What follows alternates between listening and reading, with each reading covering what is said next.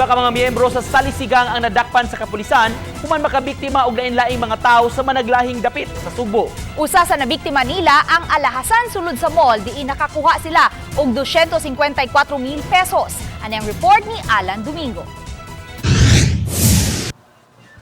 Gipaubos na sa online inquest ang 5 ka mga tao nga giingong sakop sa salisigang nunod sa patungpasong nga kasong pagpangawat.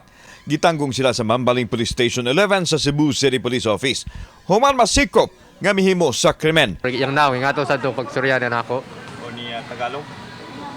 Tagalog. Atol sa follow-up operation, nadakpan ang 5 ka mga miyembro sa grupo.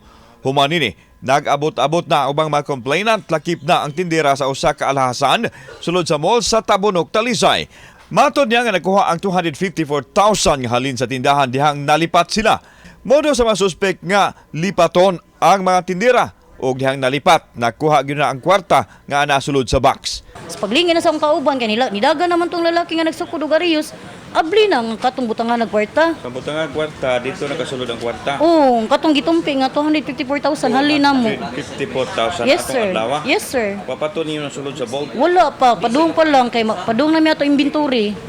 Gipadayag ni Police Major Jonathan Tanio ang hipis sa Mambaling Police Station nga organisadong grupo ang mitira sa mga biktima gikan sa ubang dapit ug dinhi na biktima sa Sugbo. Aduna usab kunoy laing mga kauban ang grupo. Muslim gud sa ilaha is majority nila is di taga diri.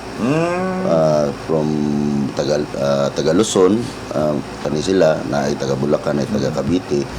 So nanimpad naabot na sila diri panimpad para mohimo og mga illegal nga aktibidades sa area. Nanawagan ang kapulisan sa mga posibleng na biktima sa pagpatimaw silang buhatan aron mas mulig-on pa ang kaso batok sa mga suspitsado.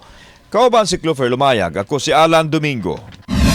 GMA Regional TV Live.